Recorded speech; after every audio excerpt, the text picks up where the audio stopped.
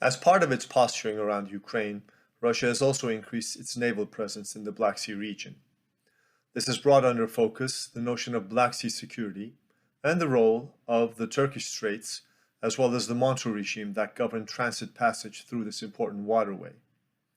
The Turkish straits are comprised of the Dardanelles to the west, flowing from the Aegean Sea, the Sea of Marmara, and the Bosphorus that runs through Istanbul, a city hosting more than 16 million people, connecting the straits to the Black Sea in the north. Since 1936, Turkey has been governing the transit of naval and merchant vessels through this important waterway.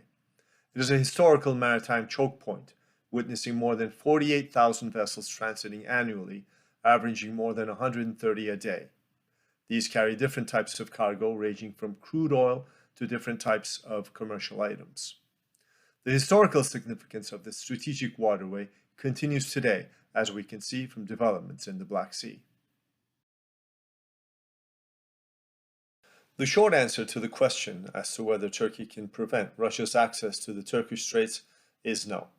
But this is a conditional no with some exceptions that can be found in the complexities of the Montreux regime. This is a regime that has first and foremost restored Turkey's full sovereignty over the straits. Its primary focus is on ensuring that the security interests of Turkey and primarily of Black Sea states are met. It does so by making a distinction between riparian and non-riparian states and by bringing restrictions as to the naval military presence that non-Black Sea states can have in the region. Among the important distinctions made in the Montreux regime are the one between merchant and naval vessels, and whether it's a time of war or a time of peace. In times of peace, the overriding principle is freedom of navigation that applies particularly to merchant vessels.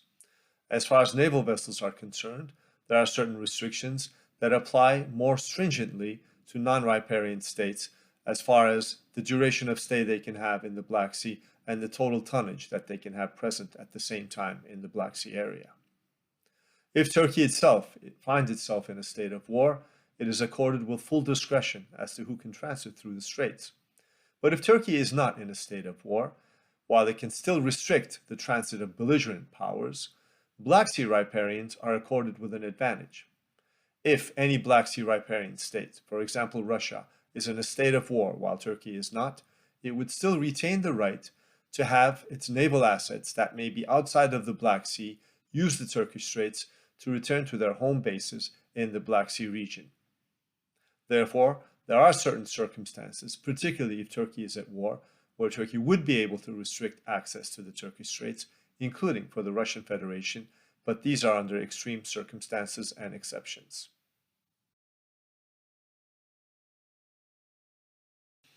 As the only means of entering into and exiting from the Black Sea, the Turkish straits are a critical lifeline for the region.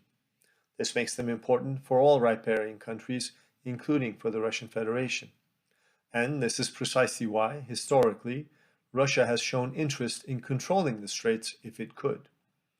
Russia currently has a significant naval presence in the Black Sea. This is a force that has comparative advantages over Ukraine, and one that Russia is able to sustain and operate without necessarily having recourse to the Turkish straits. Should Russia for some reason not have access to the Turkish straits, it may not be able to reinforce its current naval presence in the Black Sea. However, under current circumstances, that would not necessarily be a game changer.